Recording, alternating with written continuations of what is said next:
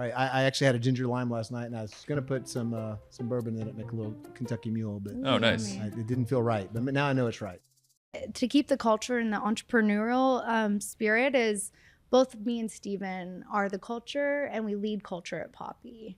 Right. I think like there's a lot of crazy founders out there that are like not present or on vacation or doing it, but like we're in the trenches. We both lead departments. I love that. And by the way, you could have stopped that first sentence with, there's a lot of crazy founders out there.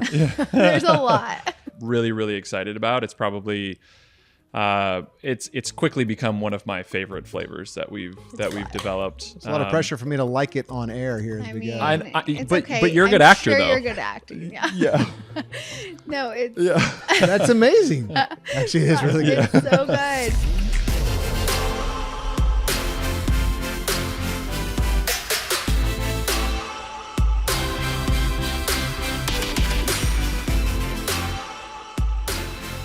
Welcome to Unlocking Moves. We want to dive into those key pivotal moments and decision points that really change the lives of successful entrepreneurs and leaders. And I want to hear stories because I learn the best from stories. But I want to hear their gory stories, not just their glory stories. Because as I like to say, the bigger the shit show, the bigger the lesson.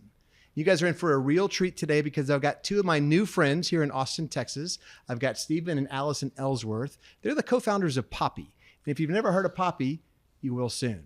But guys, before we dive in, I like to ask my guests an off-the-wall question, maybe throw in a comment to keep them on their toes, keep my audience on their toes. Ready for this? Ready. Let's go. All right, so about 5 years ago, you guys were on Shark Tank. Hi, Sharks. I'm Allison Ellsworth. And I'm Stephen Ellsworth. And together, we're the co-founders of Mother Beverage based in Dallas, Texas. And your beverage, as we see here, is Poppi, is an apple cider vinegar-based drink, and it tastes amazing. But on Shark Tank, you decided to lead off by giving all the sharks a shot of straight apple cider vinegar, which had to have tasted like crap. Who wants to take a shot with me? Ready? Cheers. So as you guys know by now, that was a shot of apple cider vinegar. So tell me a little bit about the background, because that was ballsy. It So was. who and why and what made you decide to do that? I mean, it makes good TV. At the end of the day, Shark Tank is a TV show, but I'll never forget because I was extremely pregnant. And so while practicing, Stephen actually ended up taking, I think, like 6 shots. Like it made him so physically ill.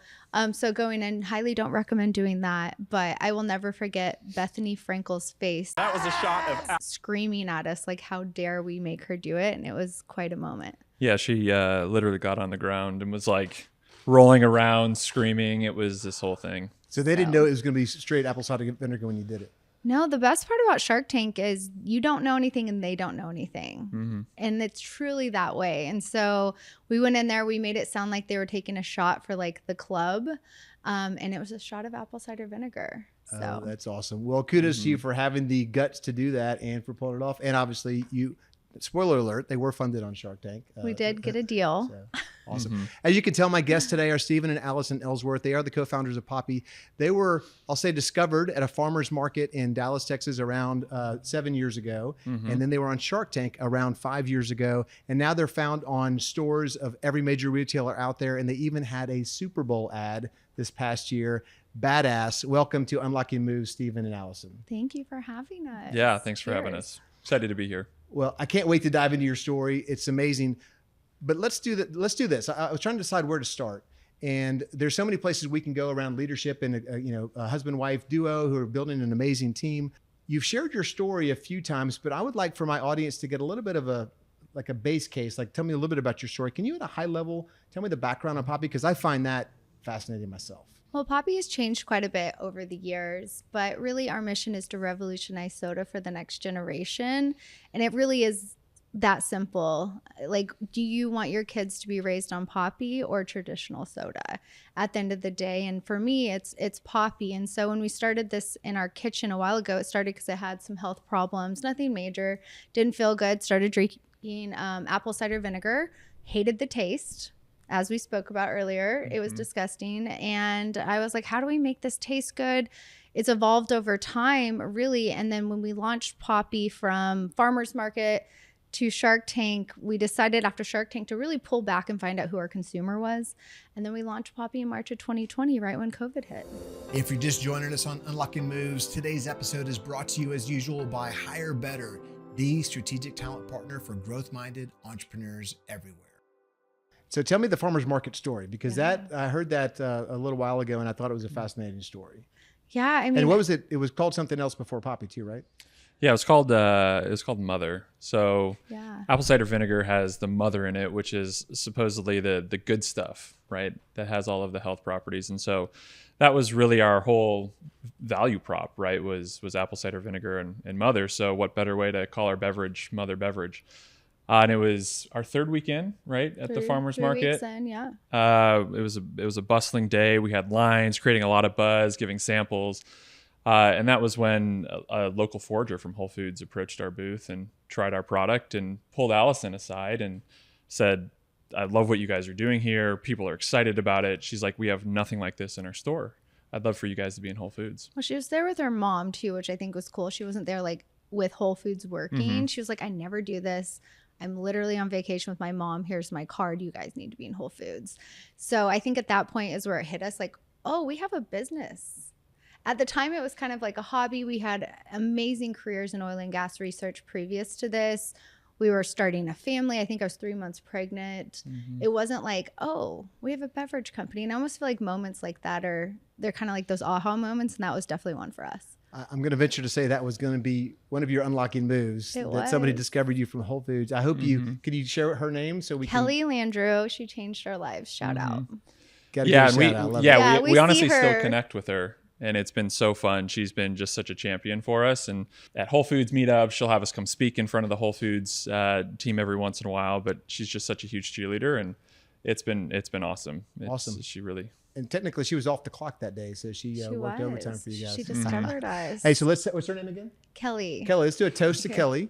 If you can reach around the mic. All right. A toast, and also we'll see that this actually tastes amazing, guys. Yes, it does. Cheers. I love that. Shout out. All right. While we're shouting out, let's shout out the folks from Texas Hill Country Provisions. You notice we're doing this live because I've got both these folks are in Austin. And so I didn't have enough room in my studio. So I asked my friends, Chris and Madison at Texas Hill Country Provisions, can we do it in your recording studio? So thank you guys. This is the Chill Country recording studio. So thanks, everybody. All right. So what makes Poppi so good and so popular? I guess the taste is good, but that can't be just the taste, right? The taste is amazing. It is. No, I think, the number one reason people drink Poppi is because it tastes good. So I think what we do really well is we've created a brand and a community that people want to be a part of, right? Mm-hmm. And it goes back to right when we launched during COVID, we didn't have traditional CPG or marketing or really we didn't know what we were doing, and almost I'm so glad we didn't, because if we would have known, would we have done this? I don't know. But we got online pretty early within like TikTok and digital first. I mean, I have over 2 billion views on TikTok to date, but it's like one of those things where we built our community grassroots from the bottom up and built a brand, and we have a great product. And that's really hard to do, to have both of those. Yeah, I think we wanted to, for us, I think taste was always king, right? And I think you can have a great brand, you can have a great marketing team, be super disruptive, but if you don't have a product that provides that backbone of something that people love and want to consume all the time, it's all for naught. And so I think that's something that her and we've got a great relationship, but when we talk about product, that's where we fight. We're so passionate about it. It's like, what tastes good? I like this. No, I like this. And so I think it's honestly that healthy conflict that allows us to really come up with the best tasting flavors. I love it. You do have a profile that tastes amazing. All the ones I've had taste great. And you're very, very popular. You built the brand. As a friend described it to me earlier, from this 10-year-old girl, calls it the It Girl Soda. This is amazing, because I don't think that's actually the first time we've heard that. But I think what you said is soda, because you can't call yourself a soda unless you taste good. So people are always like, when do you drink Poppi? And I'm like, anytime you would drink a soda, whether it's with a burger, afternoon refreshment, or honestly as a mocktail or a cocktail. So I love that. Ooh, now we're getting somewhere. Maybe I'll save that question for no. Let me ask it now. What do you mix it with? What's a good mixer? Ooh, okay. Or it's the mixer. What's the I'm alcohol? obsessed with like our ginger, lime, and tequila, or orange, and you make like a mimosa with it. But I mean, we have like Coke and Jack. I mean, it's honestly, it's anything you would put a soda with, but better. I love it. All right. I actually had a ginger lime last night, and I was going to put some bourbon in it, make a little Kentucky Mule, but Oh, nice. it didn't feel right. But now I know it's right. No, it's okay. All right, perfect. We'll Yeah, allow. it's great taste. You enjoy a cocktail without all the sugar, There you right? go. I love it. All right, so let's dive into Shark Tank because most of my audience is entrepreneurs or people around entrepreneurs. A lot of folks want to understand the process or how it works. Can you tell me a little bit about the experience? I've heard it takes 1 or 2 hours to actually do the pitch, and obviously it's a 5 or 8 minute segment on the show. Stephen, you were sweating your ass off on the So episode, bad. so So it bad. was a long day for you. So bad. Tell me a little bit about the experience. Yeah, it was like it's probably one of the most stressful days of my life. It's the funny thing is, most people don't know, you actually have to check out with a therapist after you pitch on Shark Tank. Yeah. Because it is considered one of the most stressful days that any person will go through. And so you literally spend 30 or 45 minutes with a therapist to like decompress after they like release you and let you go home. But yeah, I mean, it was super stressful. The thing is there's only like 90 seconds that are rehearsed in the whole Shark Tank thing.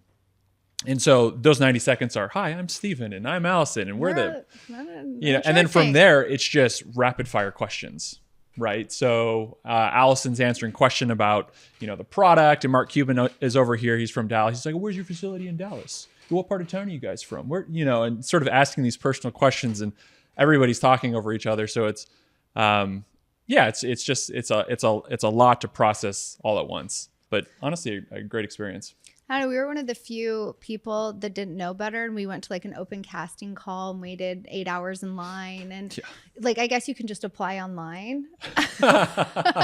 And then I think when we went through the whole process, it took about 6 months. I was pregnant with our second, and by the time it got to the end, we were like 2 weeks before. I was like 9 months pregnant, had the baby 10 days later. But it was like this whole process, and then you don't know who your sharks are. There's just so much unknown. I remember after we got the deal, we went and like took a nap. Hey, can we pause with that for just a second? She said 9 months pregnant. She literally had a baby boy 6 or 7 days later.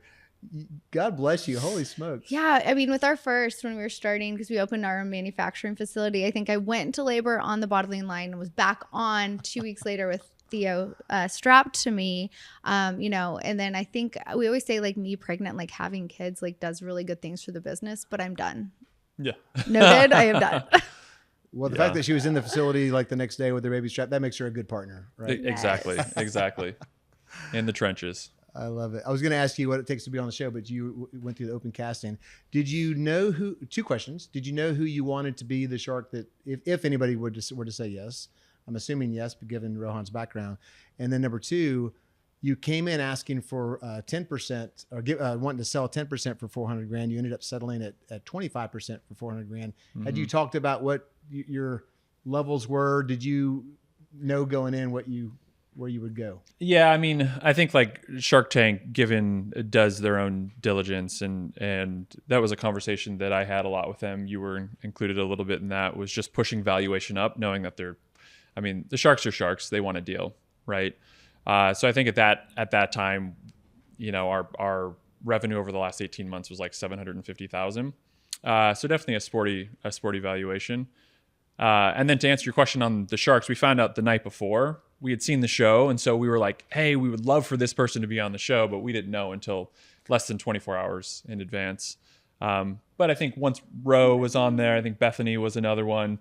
Everyone that had like beverage background, we were excited about. No, but I think people forget, like, we probably would have gone out of business if we hadn't gotten a deal on Shark Tank. And like, they see the success and the bright and shiny of Poppi now, but I mean, we were in the trenches. I mean, to the point where we'd quit our jobs, like the AC in the truck breaks, you can't afford to fix it. Like he's working a second job to pay our rent. Like we got to the point where we're like, okay, we're doing this, or like we have to give up our dream.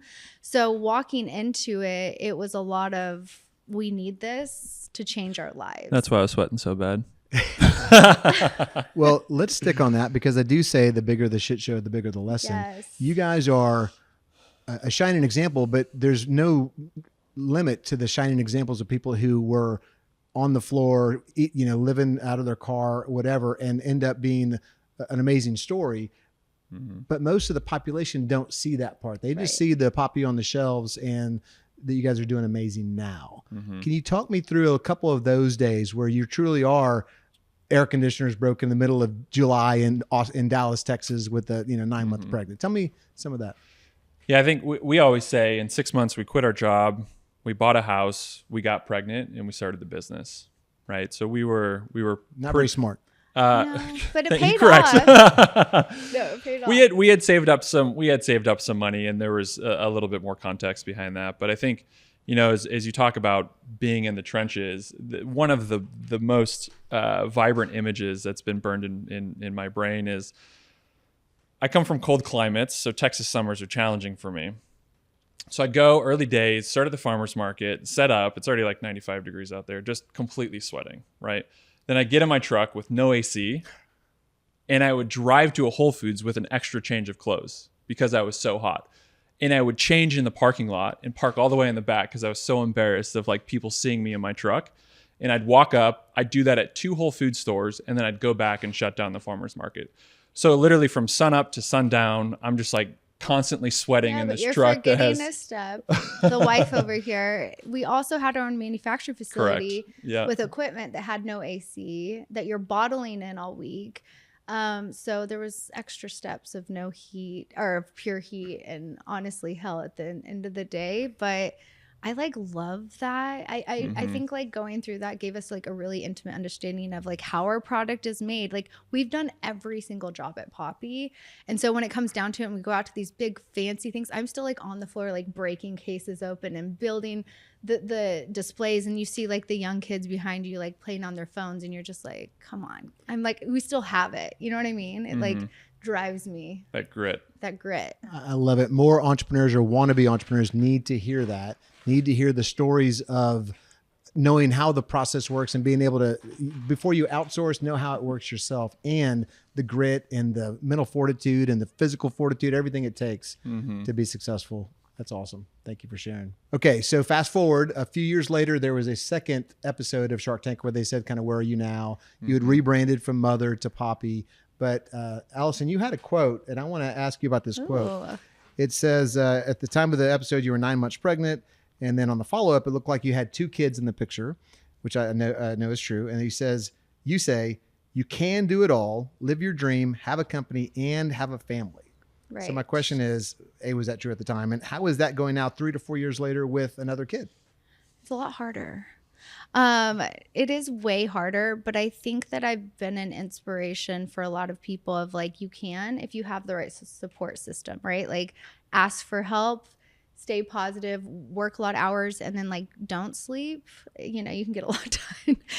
Now I think that the buzzword nowadays is self-care and doing all these things. And I do think there's different ways to self-care, but when you're building an empire and a family at the same time, I know this is not forever.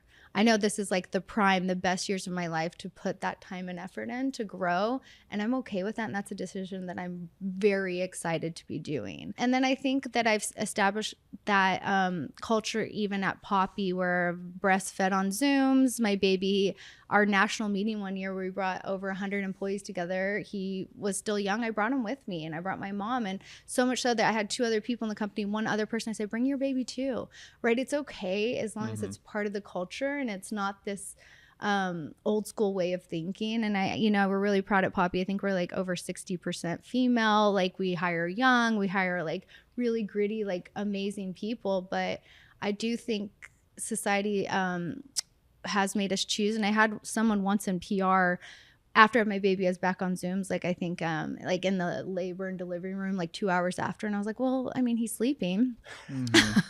And she's you got to set a better example. And I said, I am setting the example that I want to set. Now I'm not going to discourage anyone else.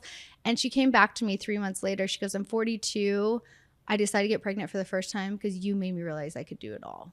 And so it's that's a great inspiration as well. You don't have to choose on either side. Yeah, and I think something we've talked about too is when kids are young, they just need to know that they're loved, right? They're really not going to have many memories beyond, earlier than 5 years old, 6 years old, that are going to be any different than my parents were there. They loved me. They cared for me. And so I think that's always been for us. I think we try and divide and conquer and be at home and be present and be active in their lives, especially as they get older. But, I think for us, if we tell ourselves that this is for our family, we have to show up and deliver on that.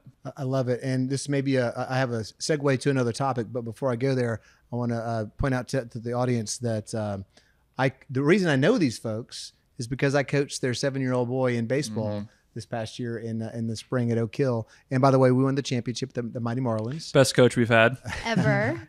And it was a great experience. And I'm hoping to get Sebi the next one next year. So, Yeah. We're ready. Yeah, let's go. all right, perfect. The segue was you talked about that spirit of the organization and the culture. How do you keep that entrepreneurial spirit as you grow? Now you are exponentially bigger, and you share whatever numbers you feel comfortable sharing than you were when you obviously started. But how do you keep that entrepreneurial spirit? I think, just for context, some fun numbers, like Poppi is the #1 selling soda on Amazon for years. We're one of the fastest growing beverages in the nation, if not the fastest beverage in the history of beverage, right? Just like in 4 years from growth to where we are in every single grocery store, Canada, Mexico, right? And then even on top of it, there's 2 of us in March of 2020. We're going to have 180 employees, Wow. right? Just there's so many unforeseen wild things that have happened in our growth. And I think that to keep the culture and the entrepreneurial spirit is both me and Stephen are the culture, and we lead culture at Poppi. Right. I think like there's a lot of crazy founders out there that are like not present or on vacation or doing it, but like we're in the trenches. We both lead departments. I do new hire meetings. We get company retreats. Like it's a priority. But the change from being entrepreneurial to where we are today has changed because we are not a startup anymore. I love that. And by the way, you could have stopped that first sentence with, "There's a lot of crazy founders out there." There's a lot. If you think we are, don't tell us. No, I'm just Yeah, kidding. exactly. It's always the ones who don't know the ones who are the most crazy. Yeah. Now, you're also disrupting a category, obviously. How do you continue to disrupt with the pace of growth that you've had? Poppi's in one. So if you take 10 households in America, we're 1 in 10 households in America. Soda has a 96% household penetration, meaning like most houses have some kind of soda.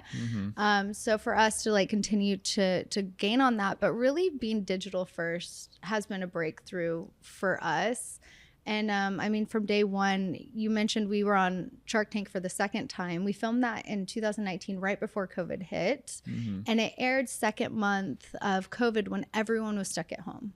It was second month of lockdown. It was like one of the most viewed Shark Tank episodes, second month of business, that just a national commercial. So I think there's just been a lot of things that have like kind of supercharged us from the beginning to go from startup to now emerging to a challenger brand. Yeah, I was gonna say it's a lot of it comes down to execution, right? I think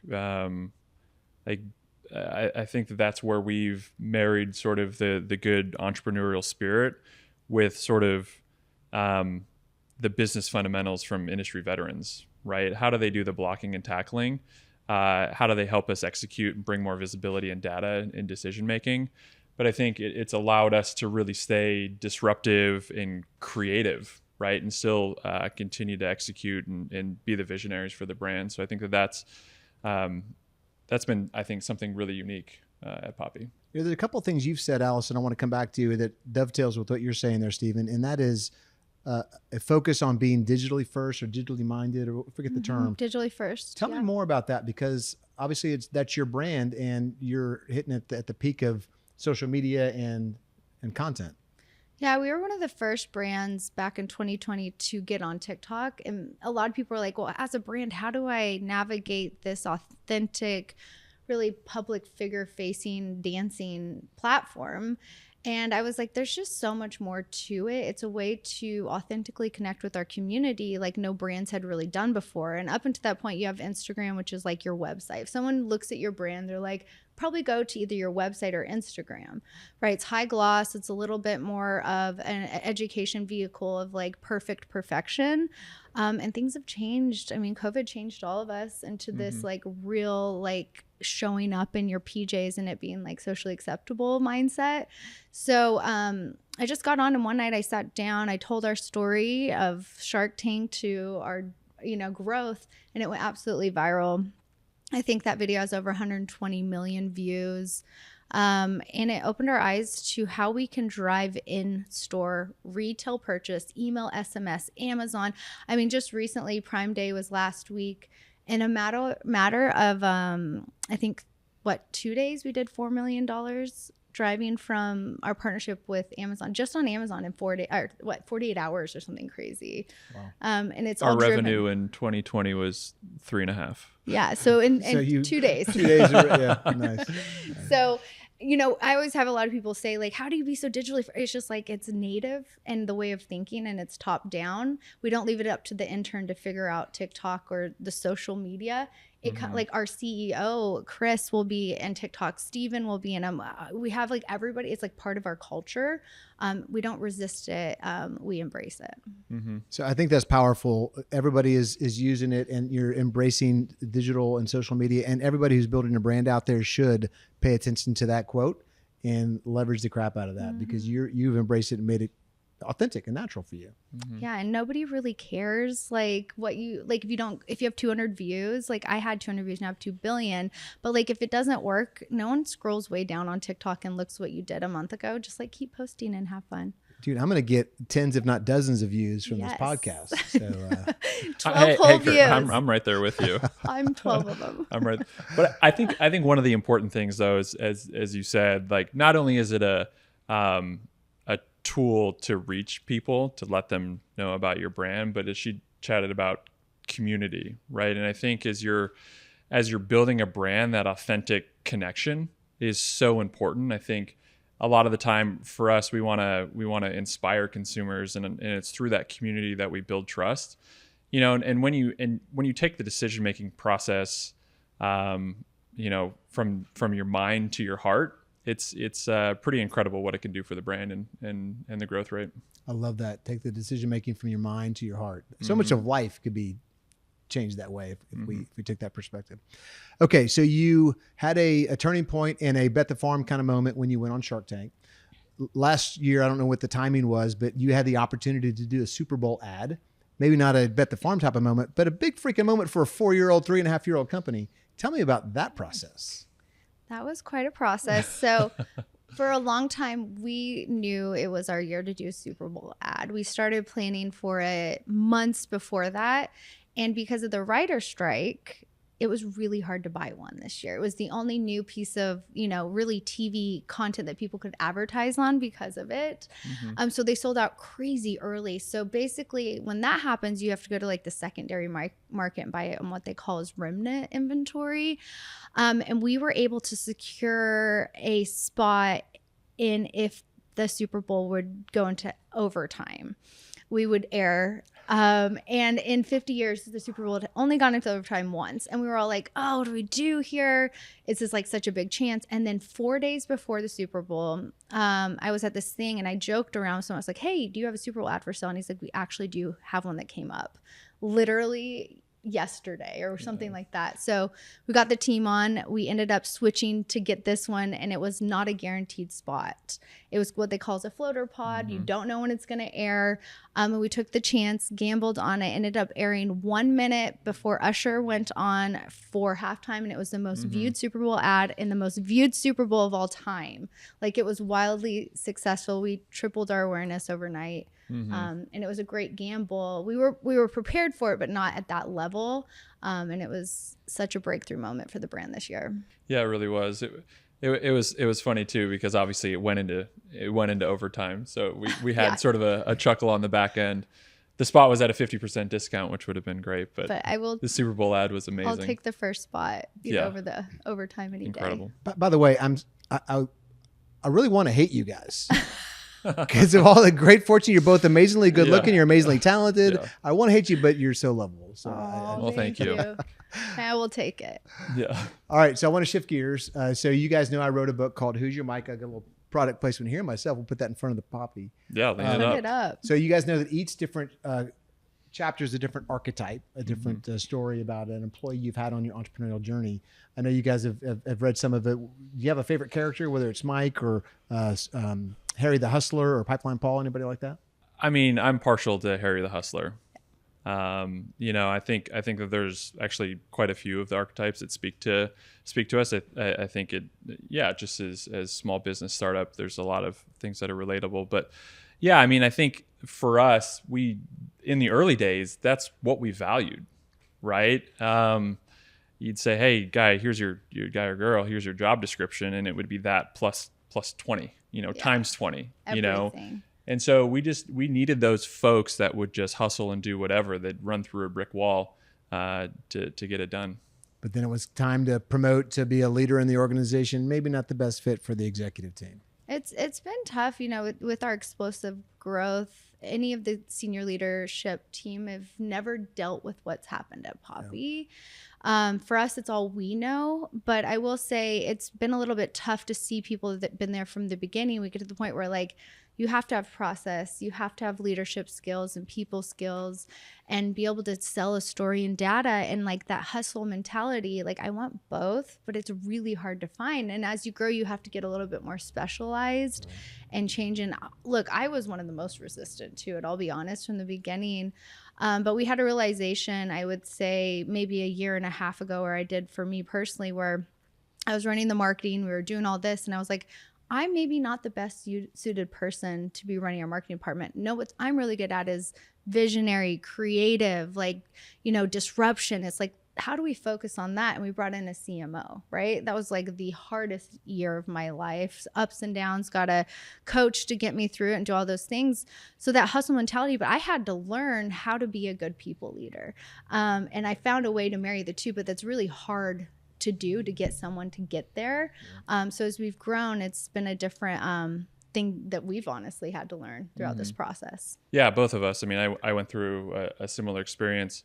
One thing, though, that I would like to touch on, I think, is that I think we've done a good job, or just the organization in general, is there are some people that sort of the Peter principle, right? They get to a certain level, they can't hack it. But I think for us, culture has been so important for us. And so it's not to say that we save people all of the time, right? But how can we make adjustments? Maybe we put them in a specialized sole contributor role, right, where they provide a lot of that knowledge, but they also provide a lot of cultural support, and it goes a long way with the morale. And so I think it's a fine balance, but 100%.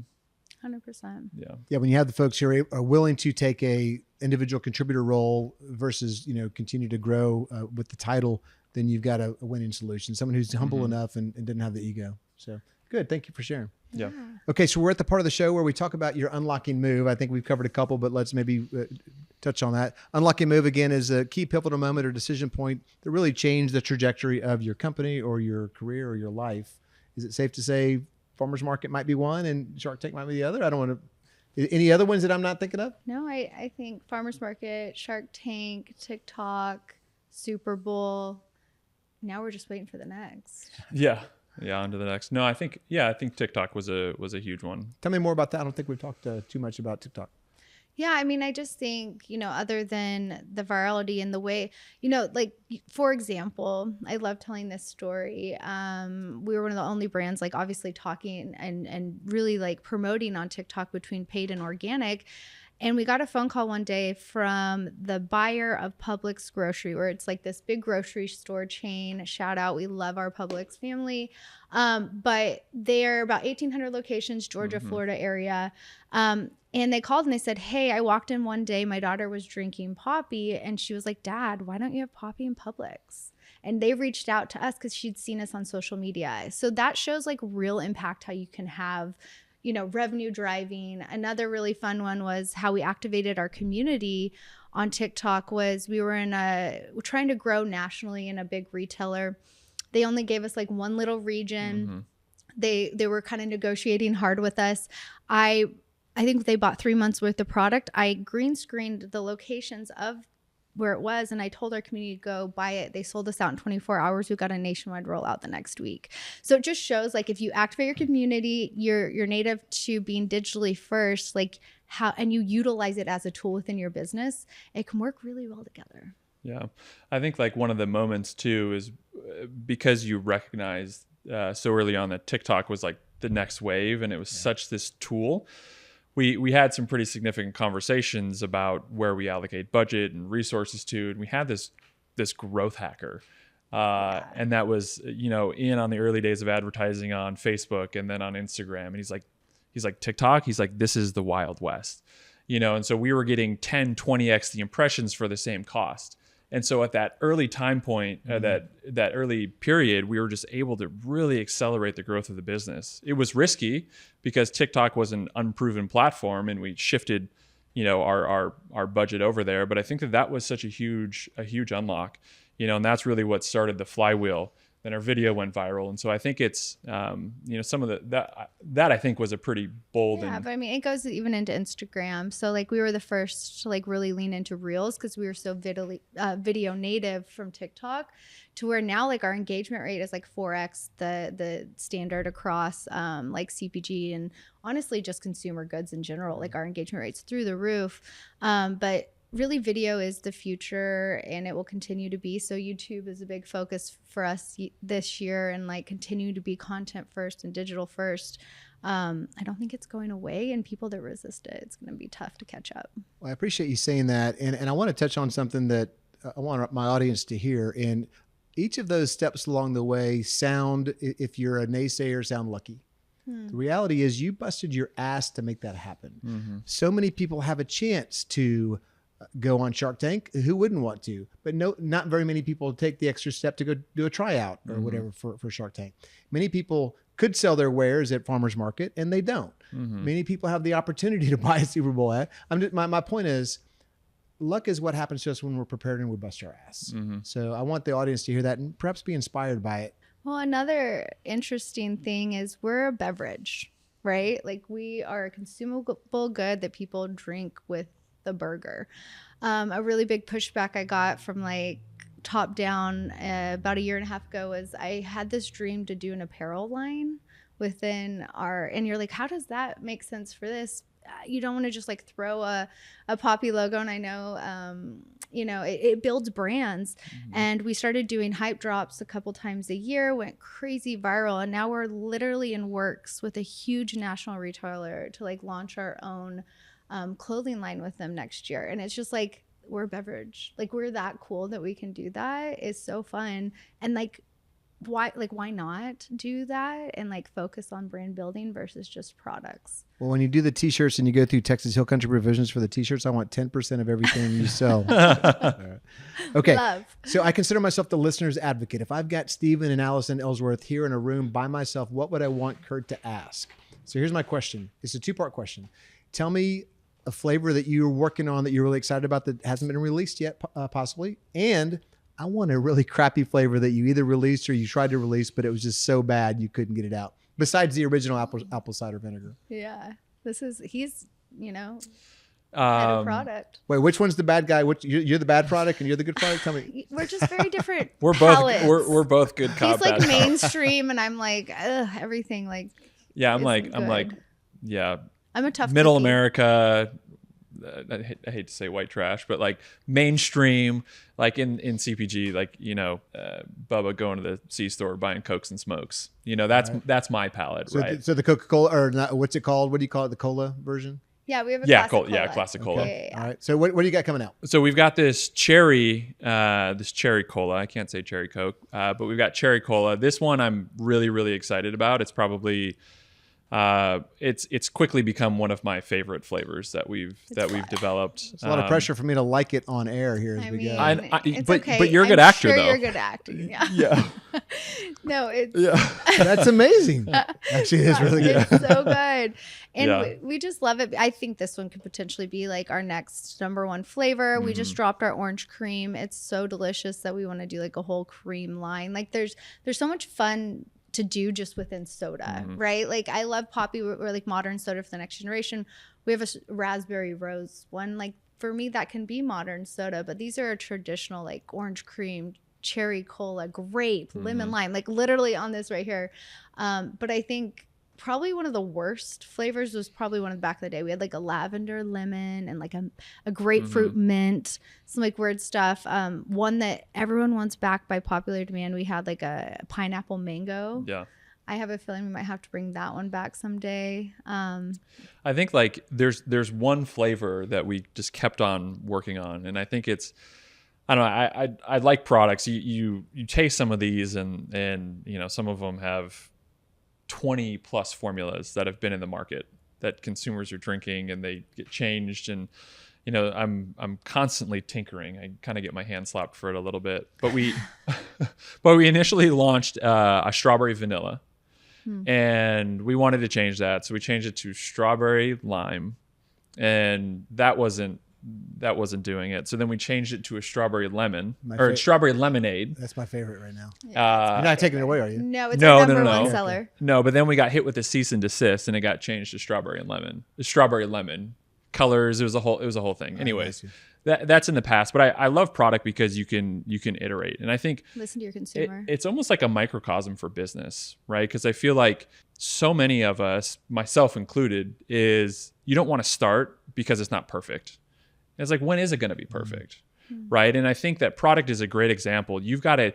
Sometimes you got to give yourself a timeline, and you got to launch the product, but you have to be open to feedback and know that you'll pivot and trust yourself that you'll make decisions. And and love get online and tell your story and have people vote along the way. Yeah, but I love product for that particular example, because I think consumers they're always open for something better. You can't make it worse. You can't ever make it worse. But if it's as good as or better, it gives you a lot of opportunity to be that mad scientist behind the scenes. So let me reframe some of what you said, because I want the audience to make sure they hear this. Don't be the perfectionist and wait to launch. Get it out there. It doesn't have to be perfect. It has to be good enough in many cases. And be open to iterate based on the responses you get from your consumers. So stay close to your consumers. So it's some very powerful lessons just in those 3 points right there. Yeah. All right. So I've got a couple of last questions for you. The first one is, I want to ask you guys one question that you're never asked, and either you kind of wish they would, or you're secretly glad they don't. Oh no. I don't know. We're such open books that I'm like, I've got one framed up, but I want to see if anything comes to mind. Any like Do you have deep dark secrets? No, I mean, you spill the beans on everything, so. I do. Oh, now we got to Literally, fight. Now we got a. yeah, open book over here. Really. No, I think it is important. I think like through business, you go through like waves of ups and downs and highs and lows. And I share kind of like everything along the way. Hence, you know, the 2 billion views on TikTok. A lot of times I just get on and talk and just see how we're doing. So here's my question. 8 years ago, Stephen was in a contest in Dallas. Oh my God. Came in Yes. second place in the, let me see if I got this right. Hold on. It's so good. Come on now. I'm obsessed. Second place in Deep in the archives. 2016 Europa Dallas Men's Classic Physique Novice Class C. And Wow, that's some we're research. gonna show this picture online for everybody. But that's 8 years ago. The dude was a badass. Look at that picture. Look at that picture. Wow. So Who is that He guy? still looks the same. Who I is would that like guy? to say 8 years later, with 3 kids later, that you would have a dad bod, but not nearly the No, dad he's bod so I young. have. Yeah. So how do you You do do all that? right. By the way, you both are incredibly great looking. This is not just a shot at Steve. No, when he wanted to do It's this, it's the tanner. It's the tanner. Fun backstory: I was pregnant with our first, and Yeah. he'd always wanted to do it. I said, "Do it now, because after we have kids, you will never do this." Yeah. And he did it, and we had kids, and he's never done it again. Yeah. Yeah. I mean, it's a great thing. Working out for me is mostly a mental release or outlet, if you will. I think the physical attributes are obviously a nice to have, but I think for me that's what helps me stay grounded through business and through kids, is just this healthy outlet to sort of break away. You're improving yourself, opportunity to get some mental clarity and sort of think through things. So I wish I that's had what I more love of about it. that. Yeah, he's so good. Like he'll work out literally on vacation, even if we're in town for like 24 hours, he brings his workout clothes, and I'm like, I'd rather just like, you know, get brunch and a mimosa. But, you know, we keep each other balanced. I love it. Balance is where it's at. Where can we find out more about you guys and Poppi? What's the best place to go? Yeah, so check us out on social media with @drinkpoppy. Our website's drinkpoppy.com. And then you can literally buy us in every single grocery store in the nation. And if you can't find us, let us know so we can go sell it in. And Amazon. Yeah. I love it. Hey, on that note, we're going to wrap this puppy up. Thank you for joining me on Unlocking Moves. Please go find us on YouTube, Spotify, Apple. Go like and subscribe. Give us a 5-star review. If you don't like, give us a 5-star review after today's episode. There's something wrong. So, Allison and Stephen, thank you so much for joining me on Unlocking Moves. Thank you. Cheers. Thanks for having us.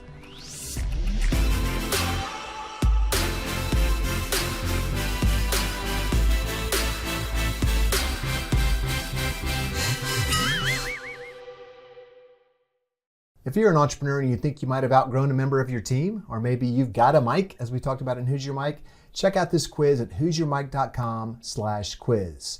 That's who'syourmic.com/quiz.